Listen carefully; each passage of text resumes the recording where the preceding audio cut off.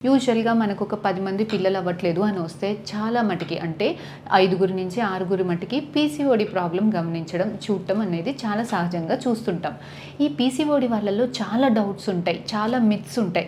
PCOD ఉంటే ఖచ్చితంగా pregnancy న్యాచురల్‌గా రాదా మేడం? పీసీఓడి ఉంటే పీరియడ్స్ ఇర్రెగ్యులర్‌గా వస్తాయా?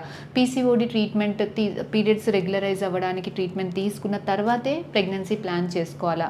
ఖచ్చితంగా లాప్రోస్కోపీ చేసి పీసీఓడిని బ్లాస్ట్ చేసుకున్న తర్వాతే ట్రీట్మెంట్స్ తీసుకోవాలా? ఒక్కసారి పీసీఓడికి ట్రీట్మెంట్ తీసుకున్న తర్వాత అది మళ్ళీ రాదా? ఇలాంటి చాలా డౌట్స్, చాలా అనుమానాలు బ్రెయిన్‌లో ఉంటాయి. సో, మనం ఈ వీడియోలో అసలు ఫస్ట్ పీసీఓడి అంటే ఏంటి? వీళ్ళల్లో ఎగ్జాక్ట్‌గా ప్రాబ్లమ్ ఎక్కడుంటుంది? పీసీఓడి వాళ్ళల్లో ట్రీట్మెంట్స్ అంటే సహజంగా రోజువారీ జాగ్రత్తలు ఎలా తీసుకోవాలి? న్యాచురల్ రెమెడీస్ ఎలా తీసుకోవాలి? న్యాచురల్‌గా కన్సీవ్ అవ్వేదానికి? వీళ్ళల్లో ట్రీట్మెంట్స్ ఎలా ఉంటాయి? అన్న టాపిక్స్ గురించి ఈరోజు ఈ వీడియోలో మాట్లాడుకుందాం.